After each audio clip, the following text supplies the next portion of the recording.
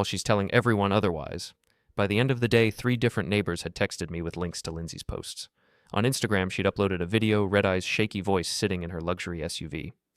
I don't usually post stuff like this, but I'm desperate. My father, he's cut me off completely. And worse, he's refusing to honor our agreement about the lottery ticket I gave him. I'm heartbroken. We were so close. It felt like someone had poured cold water down my spine. This wasn't just a tantrum. It was a campaign. Gavin had posted 2 on his LinkedIn of all places, making it sound like he was some champion of elder care. When an aging parent becomes fixated on control and money, the whole family suffers. We must prioritize integrity over inheritance. The man who watched me fix his brakes for free while he sipped wine on my porch was now calling me controlling. I couldn't breathe. That evening, I went for a walk around the block. But even that didn't bring peace. I passed the Hendersons, who nodded but didn't smile. At the corner store, the cashier didn't ask about my weekend like she usually did. People had seen the posts. People were talking. Back home, I sat on the porch with a blanket draped over my legs. The summer breeze no longer felt gentle. It felt like it carried whispers I couldn't quite hear but knew were about me. I looked at my front door, the one I'd painted sky blue with Ruth 10 years ago. Then at the lottery ticket still tucked inside my Bible drawer. They didn't know I'd won. Not yet. But the moment they found out, I realized the firestorm would be 10 times worse. I wasn't just fighting for money anymore. I was fighting for my name. If you're still watching, comment 1, so I know you're still with me. Saturday night found me in the same recliner I'd sat in for the last 20 years. Same blanket over my knees. Same chipped coffee mug beside me. The house was quiet except for the sound of the television flipping between channels I didn't care about. Click. A nature show. Click. Some cooking competition. Click. Local news covering a city budget dispute. Then welcome to tonight's Powerball drawing. Tonight's jackpot is an estimated $120 million.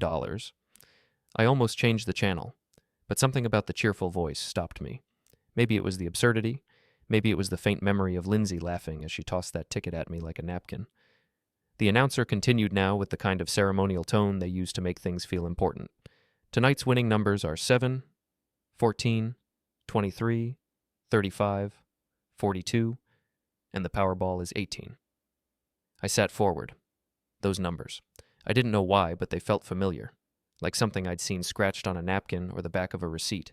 Then I remembered the drawer, the Bible, the ticket. I rose slowly, walked to the kitchen, opened the second drawer from the top.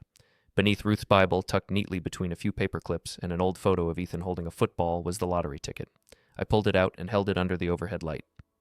7, 14, 23, 35, 42. Powerball 18. I read the numbers twice. 3 times. My hands began to shake. I walked back to the living room, sank into the recliner, and stared at the TV. They were rerunning the numbers at the bottom of the screen. They matched. Perfectly. No mistakes. This joke, this $2 insult Lindsay had tossed at me, was worth $120 million. I sat there, the silence louder than anything I'd ever heard. The living room, once familiar, now felt foreign, like I was seeing it through someone else's eyes. The worn carpet, the TV stand missing a handle, the photo of Ruth and me from our anniversary smiling like people who thought they had it all figured out. I checked the ticket again just to be sure. Still the same, still perfect. My hands trembled as I reached for the phone. I called the official lottery hotline. An automated voice led me through the steps to verify the numbers. Then came the confirmation. Congratulations. You are holding the winning ticket for this week's Powerball drawing. I didn't scream. I didn't even smile. I just sat there breathing as the weight of what this meant pressed down on me like a mountain. 120 million, and no one knew but me. I got up, slowly walked to the sink, and rinsed the ticket gently. Coffee grounds and dust had stained the edges, but the numbers were still clear, still mine. I dried it carefully and slipped it into a sandwich bag, then placed it in the freezer under a bag of frozen peas. Ruth once told me freezing things kept them safe.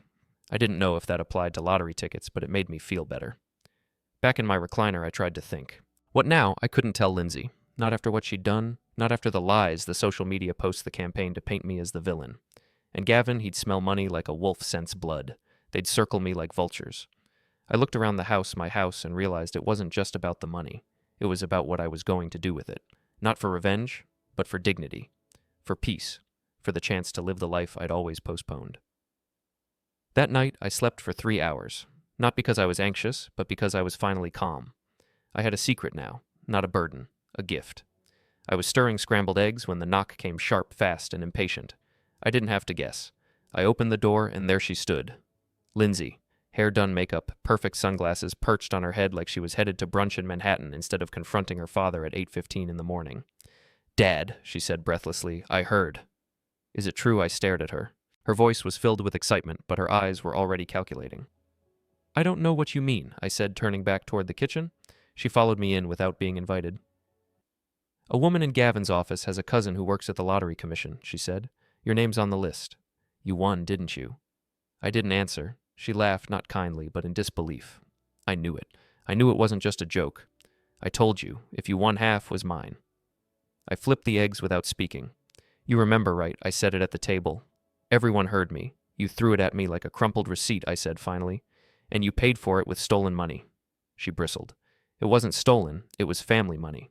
"I know." I set the eggs on a plate and sat down, taking my time with the first bite. She stood there watching me like a lion circling an old ox.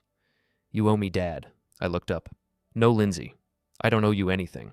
Her voice sharpened. "This isn't fair. I bought the ticket. I made the joke. Everyone heard me. That makes it an agreement. There was no agreement. You can't keep it all," she snapped. "That's not what family does." "Neither is stealing from your father or dragging him through social media mud," I said calmly. "Neither is humiliating him in front of his own friends." Her mouth opened, then closed. Before she could regroup, Gavin stepped inside. No knock, no hello, just bold entitlement. He was wearing a blazer like he'd come from a courtroom. "Walter," he said, extending his hand like we were closing a business deal. "Congratulations." I didn't take his hand. He lowered it unbothered. "Let's talk like adults," he said. "There's a lot of money involved. Things could get messy if we don't handle this reasonably." "Messy," I echoed. Gavin nodded. "Legally speaking, verbal agreements can hold weight in Ohio, especially if there were witnesses." I stared at him. "Are you threatening to sue me?" Lindsay stepped forward. "We're just asking for what's fair." I stood up slowly. "You gave me a $2 ticket as a joke. Then you stole over $13,000 from my account. Now that the ticket turned out to be worth something, suddenly it's a contract. You're twisting it," Lindsay hissed. "No, I'm finally seeing it clearly." Gavin's tone turned colder. "If you don't agree to a reasonable split, we'll go public. Press. Interviews. Social media." I chuckled low and bitter. "You already have." Lindsay flushed. I walked to the freezer, pulled out the sandwich bag holding the ticket, and placed it gently on the table. "Here's the difference," I said. "That ticket is in my name, bought with my money, given to me without terms."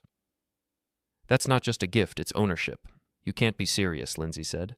"You're going to hoard all of it like some old miser." "I'm going to use it wisely," I said, "for things that matter." "What about Ethan?" she snapped. "Don't you care about your grandson? I care deeply, but I won't be blackmailed with him." Gavin leaned in. "This won't end well for you."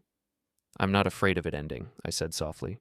"I'm afraid of it never ending, of spending the rest of my life being manipulated by people who think love has a price tag." Lindsay grabbed her purse. "You've changed." "No," I replied. "I've finally stopped pretending." They left without another word. I stood at the window, watched their car back out of my driveway like a retreating army. Tires crunching gravel, no wave, no glance back, just silence. And yet for the first time in a long time, I felt something unexpected rising in my chest. Not bitterness, relief. If you're still watching, comment 1 so I know you're still with me. The Monday after Lindsay's visit, I went to the corner store for milk and coffee filters. Nothing unusual, except everything was different. Mrs. Klein, who usually greeted me with a cheerful "Morning, Walter," barely looked up from her register. She mumbled a hi and turned her attention to scanning someone else's soda. I walked the aisles slowly, my shopping basket creaking with each step. Behind me, 2 women whispered near the canned soup. I caught my name. Then Lottery Daughter and Shame. Outside, on my way to the truck, I passed the Simmons couple. We'd shared holiday pies for 20 years. They crossed the street without making eye contact. It wasn't subtle, it wasn't kind. Back home, I poured myself a cup of coffee and sat at the kitchen table, staring out the window like I had for years. Ruth used to say the window wasn't just glass, it was how we stayed in touch with the world without leaving the comfort of our own lives. Now the world didn't want to look back. My laptop sat open on the table. Notifications blinked in the corner. I knew what waited if I clicked them, but I did it anyway. The first post was from Gavin's LinkedIn again.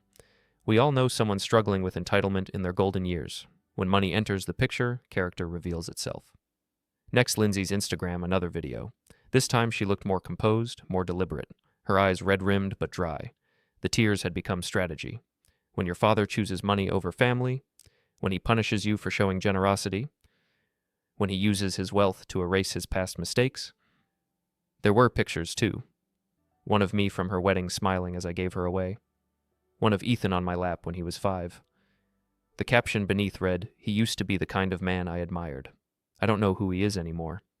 The comment section was a battlefield. Some defended her.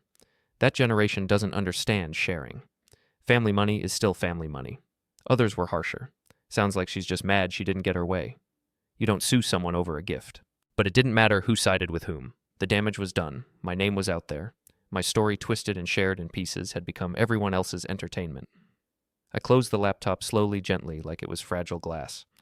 That afternoon I swept the porch. Something about the rhythm soothed me. Across the street I saw Ethan's bike leaned against a tree. He wasn't there. But the sight of it cracked something open in my chest. A sliver of memory, him laughing as I pushed him down the driveway the first time he rode without training wheels. His little fists raised in triumph. Now I hadn't heard from him in over a week. He was 10, and stuck in the middle of a storm neither of us had wanted. That evening my sister June called. "You hanging in there?" she asked. "As much as a man can when he's the villain of a story he didn't write," I said. She sighed. "I tried talking to Lindsay, and she says you've lost your way, that the money's poisoned you." "I haven't spent a cent." "I know," she whispered. "I told her that. But she's convinced herself you owe her." "I owe her nothing." "I know that too," she said. "But people, they're picking sides. And right now hers is louder." We sat in silence for a while. "Walter," she said finally, "maybe it's time someone else speaks up." I didn't answer. Because the truth was I was tired, not from the noise, but from being silenced by it. I walked to the hallway, opened the drawer, and pulled out a manila envelope labeled letters. Inside were handwritten notes from Ethan years ago, drawings of race cars, a thank you card for a toy truck, a Christmas picture of me, him and Ruth in crayon. One note said, "Grandpa, you're my hero because you always come when I need help." I read it twice. Then I made a decision, not about lawyers, not about Lindsay, but about myself. I wasn't going to shout. I wasn't going to argue. I was going to live in a way that made the truth louder than any post. The Ohio Lottery Commission office, the edge of downtown Columbus, a glass and steel building that gleamed under the late July sun like something built for people with shinier lives than mine. I parked my old Ford truck between two spotless SUVs and walked inside the ticket sealed in a plastic bag tucked carefully into the inside pocket of my denim jacket. The lobby was cold, sterile. A woman behind the front desk smiled with the kind of practiced calm I used to see at funeral homes. "Name?" she asked. "Walter Reed." She checked her list, nodded once, then gestured toward a glass door. "Go ahead, Mr. Reed. They're expecting you." I stepped through into a quiet waiting area, pale blue walls, magazines I didn't recognize. A water cooler bubbling in the corner like it had something to say. A few minutes later, a woman in a navy blazer approached. Short hair, square glasses, clipboard in hand. "Mr. Reed," she said warmly.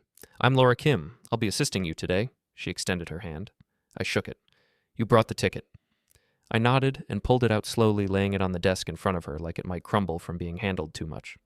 Laura examined it carefully, placing it under a small scanner. "This will just take a minute," she said. I sat back and watched her fingers move. Calm, professional, no fanfare. Finally, she looked up. "Well," she said, "congratulations. You are without question the winner of last Saturday's Powerball drawing. $120 million. I didn't smile. I didn't cry. I just nodded. She must have seen something in my face because she paused. "Are you okay, Mr. Reed?" "I think so," I said. "Just letting it land." "We'll need 48 hours to complete the verification process," she explained. "That includes security review, legal documentation, tax disclosures. After that, you'll choose between a lump sum or annuity, and then, well, then it's yours." She slid over a thick folder. "We've also arranged a press event should you choose to accept public recognition. Given the amount, it's encouraged for transparency." I opened the folder and looked at the invitation. "Wednesday, 10:00 a.m., public check presentation, Ohio Lottery Headquarters." "I don't have to do this publicly, do I asked. "No, sir," she said.